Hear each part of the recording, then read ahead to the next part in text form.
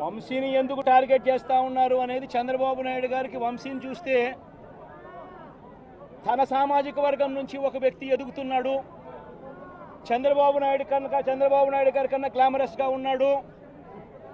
లోకేష్ గారి కన్నా గ్లామరస్గా ఉన్నాడు. ఒక మనిషి ఎదుగుతున్నాడు అని అంటే తట్టుకోలేడు తన సామాజిక వర్గంలోనే.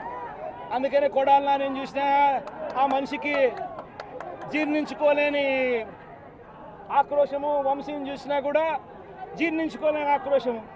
ఎందుకంటే చంద్రబాబు నాయుడు గారి కన్నా చక్కగా ఉంటారు కాబట్టి వీళ్ళిద్దరు. అవినాష్ కూడా పాపం ఎప్పుడో ఒకసారి టార్గెట్ అవుతాడు, ఎందుకంటే లోకేష్ కన్నా చక్కగా ఉన్నాడు కాబట్టి. ఇది చంద్రబాబు నాయుడు గారి మనస్తత్వం.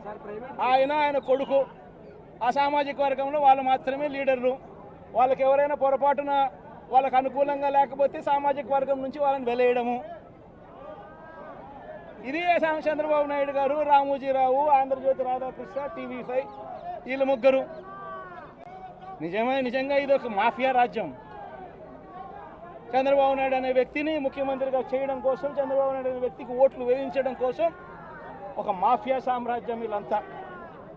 ఆ మాఫియా సామ్రాజ్యంలో ఎవరైనా చంద్రబాబు నాయుడు గారికి వ్యతిరేకంగా వాళ్ళ సామాజిక వర్గంలో ఈ అవినాష్ కానీ, నాని కానీ, వంశీ కానీ ఇలాంటి వాళ్ళు ఎవరైనా నిలబడితే, పాప మా శంకర్రావు కానీ, మా బ్రహ్మనాయుడు కానీ ఇటువంటి వాళ్ళు ఎవరైనా నిలబడితే అంతే, వాళ్ళ సామాజిక వర్గంలో తప్పు పుట్టారు, వాళ్ళ అన్యాయస్తులు అని వాళ్ళ మీద తప్పుడు కేసులు పెట్టడం, వాళ్ళ మీద ఇల్లీగల్ అరెస్టులు చేయించడం, వాళ్ళ మీద బురద జల్లడం, వాళ్ళని ట్రోల్ చేయించడము,